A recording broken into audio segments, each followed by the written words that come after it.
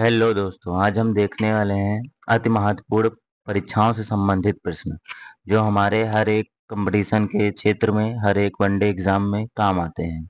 आइए चालू करते हैं। हमारा पहला क्वेश्चन है, वित्तीय आपातकाल का उल्लेख किस अनुच्छेद में है?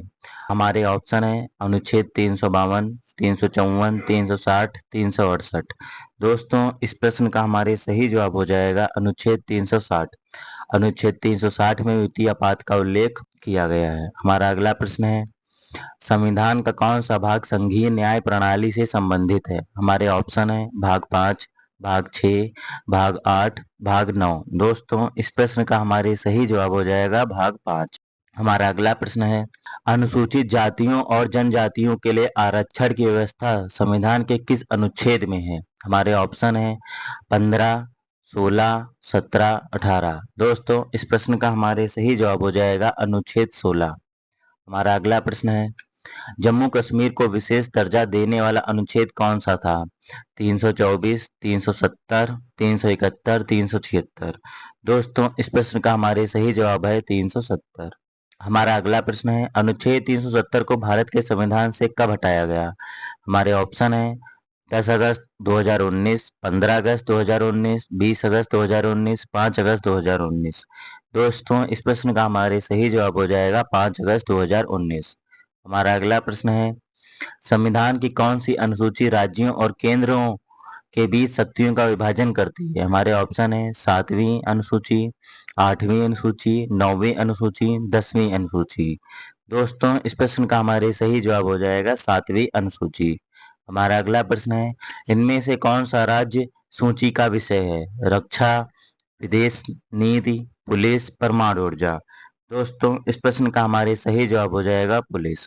हमारा अगला प्रश्न है, संविधान की प्रस्तावना में न्याय शब्द का क्या अर्थ है? केवल सामाजिक, केवल आर्थिक, केवल राजनीतिक, सामाजिक, आर्थिक और राजनीतिक। दोस्तों, इस प्रश्न का हमारे सही जवाब हो जाएगा ऑप्शन नंबर डी, सामाजिक, आर्थिक और राजनीतिक। हमारा अगला प्रश्न है, संविधान की उद्देशिका में कौन सा शब्द 1976 में जोड़ा गया था? लोकतंत्रात्मक, समाजवादी, गणराज्य, संप्रभु। दोस्तों, इस प्रश्न का हमारे सही जवाब हो जाएगा समाजवादी। हमारा अगला प्रश्न है, संविधान में नागरिकता से संबंधित प्रावधान किस भाग में है? भाग 1, भाग 2, भाग 3, भाग 4। दोस्तों, इस प्रश्न का हमारे सही जवाब हो जाएगा भाग 2। दोस्तों, ये हमारे संविधान के इम्पोर्टेंट क्वेश्चंस थे। अब हमारे दोस्तों करंट अफेयर के कुछ इम्पोर्टेंट क्वेश्चन हैं, वो भी आप देख लें। दोस्तों, हमारा करंट अफेयर का पहला क्वेश्चन है, किसे 2024 में विश्व पशु स्वास्थ्य संगठन का महानिदेशक नियुक्त किया गया? हमारे ऑप्शन है doctor Margaret Chan, doctor Tedros Adhanom, doctor Emmanuel, doctor Robert. दोस्तों, इस प्रश्न का हमारे सही जवाब हो जाएगा डॉक्टर इमैनुअल।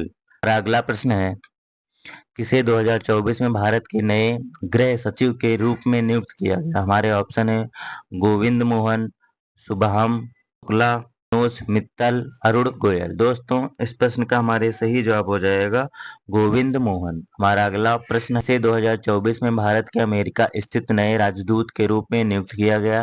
हमारे ऑप्शन है विनय मोहन क्वात्रा, तंजीर सिंह संधू, एस जयशंकर, पीयूष गोयल। दोस्तों, इस प्रश्न का हमारे सही जवाब हो जाएगा विनय मोहन क्वात्रा। हमारा अगला प्रश्न है, किसे 2024 में बांग्लादेश के अंतरिम प्रधानमंत्री के रूप में नियुक्त किया गया? हमारे ऑप्शन है मोहम्मद यूनुस, शेख हसीना, खालिदा जिया, मुजीबुर रहमान। दोस्तों, इस प्रश्न का हमारे सही जवाब हो जाएगा मोहम्मद यूनुस। दोस्तों, आज का हमारा अंतिम प्रश्न है, किसे 2024 में एशियाई विकास बैंक एडीबी के नए अध्यक्ष के रूप में नियुक्त किया? दोस्तों, इस प्रश्न का हमारे सही जवाब हो जाएगा मसातो कांडा। दोस्तों, हमने अपने पिछले वीडियो में जो प्रश्न पूछा था उस प्रश्न का सही जवाब हो जाएगा 10 लाख करोड़। हमारा प्रश्न था बजट 2025-26 में पीएम आवास योजना शहरी 2.0 के तहत कितना निवेश किया जाएगा? तो दोस्तों 10 लाख करोड़ रुपए। हमारा आज के वीडियो का प्रश्न है, संयुक्त राष्ट्र महासचिव के रूप में पुनः नियुक्त किए गए व्यक्ति कौन है? हमारे ऑप्शन है एंटोनियो गुटरेस, बान की मून, टेड्रोस अधानोम, कस्टर्न जोन्स। दोस्तों, हम उम्मीद करते हैं कि आप इस प्रश्न का जवाब कमेंट बॉक्स में ज़रूर देंगे। वीडियो को लाइक ना किया तो लाइक कर दें, अपने दोस्तों के पास शेयर कर दें और चैनल को सब्सक्राइब ना किया तो सब्सक्राइब कर दें। जय हिंद, जय भारत।